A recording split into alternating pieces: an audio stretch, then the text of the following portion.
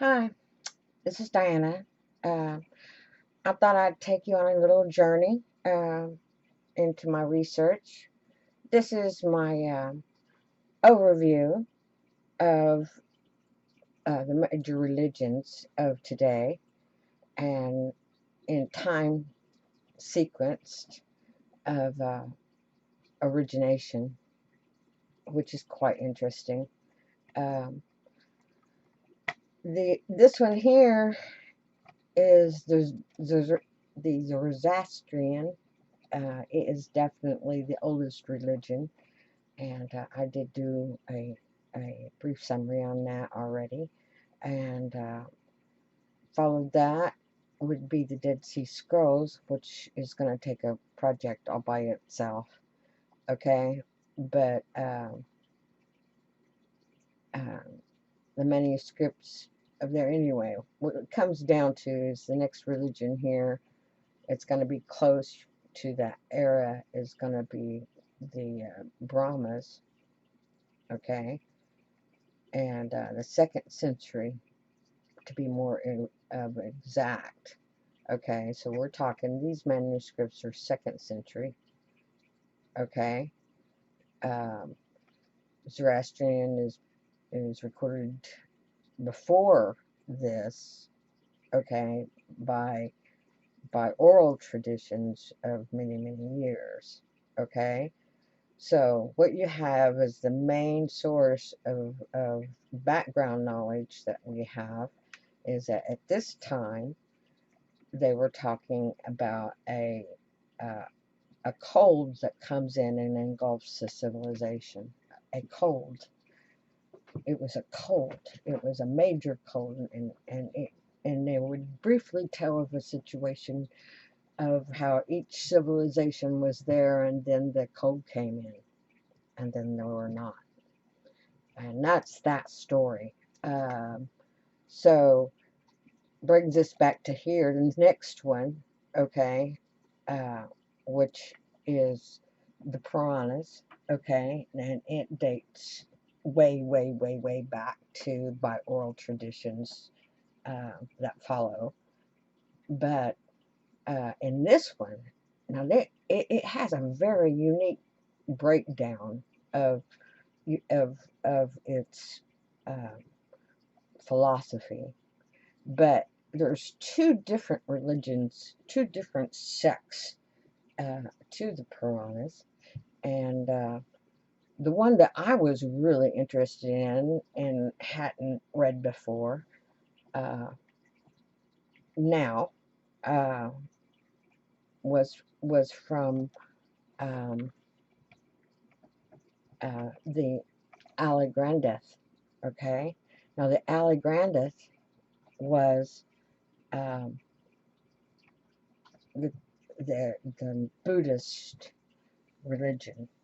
Okay, it was the Buddhists. Okay, and what it is the story of the gurus, and the story of the gurus is is is is, is quite unique, and each guru is known to be born, and when they're born, you know, the first guru tells of how his the first guru, the very first guru, it goes back and it'll tell you quite a long way.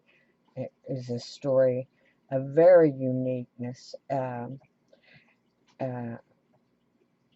he bore in his tribe. He bore the son that would be following the lineage. He was the anointed one, and the whole kingdoms, both kingdoms knew it, and the two kingdoms came together, and they formed. He couldn't save. He said a sickness came over him, and he couldn't save it. He had to heal the wounds, uh, and in order to do that, he had to go into the other tribes, and he went into the other tribe, and the other tribe was there, and they was praising the Lord and doing what was supposed to be done of them, and together they stood to ward off the mad against uh, as a whole.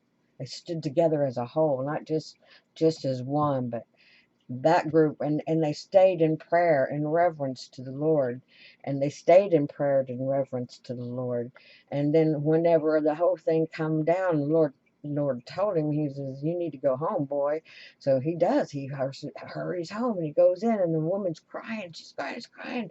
And he says, what's going on? He says, he got up and he went to the river and never come back.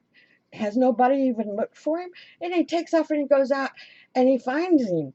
And he finds him and he's there and he saves him at the right time. It was pretty cool. But this one ends. Hang on just a second. I got to get to it.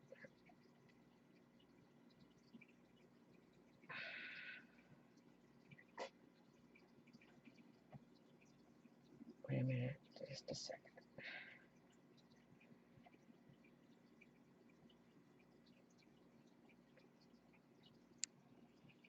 That's when he was taken into the land. And when he went and saw the other tribe. And the other tribe was doing what they were supposed to be doing. Giving thanks to the one that was born.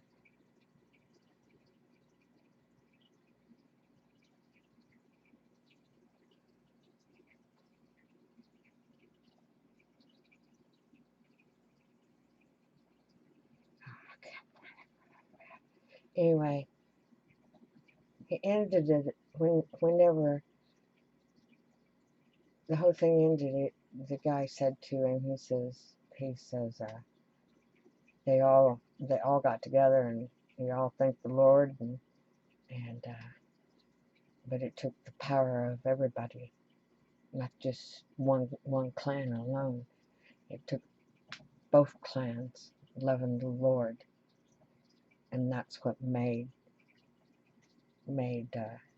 that's what saved the one that was chosen. That was pretty cool.